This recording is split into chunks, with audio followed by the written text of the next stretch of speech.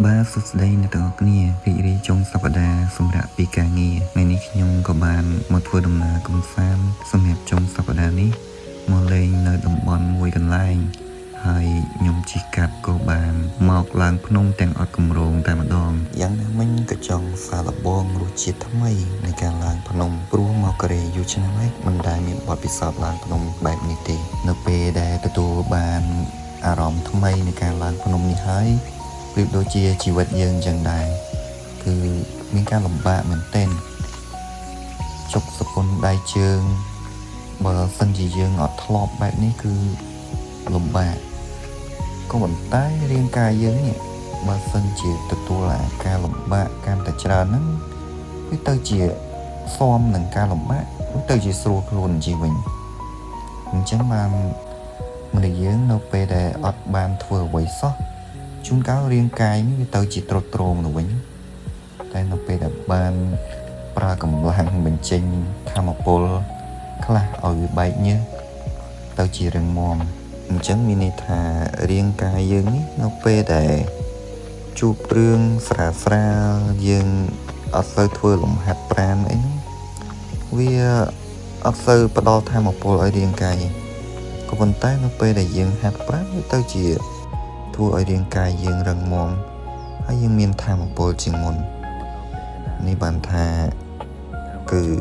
ការលំបាកវាលុតដំយើងមែនលុតដំទាំងរាងកាយលុតដំទាំងផ្លូវចិត្តប៉ុន្តែខ្ញុំជឿថាមនុស្សយើងម្នាក់គ្មាននរណាគេចង់លំបាកទេជឿបងប្អូនពេលខ្លះគ្រាន់ថាយើងត្រូវការពេលវេលាដើម្បីបោះជំហានទៅរកកន្លែងមួយទៀតដែលយើងចង់បានពេលដូចជា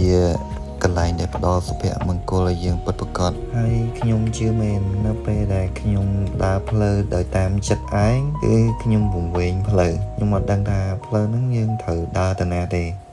អានេះខ្ញុំ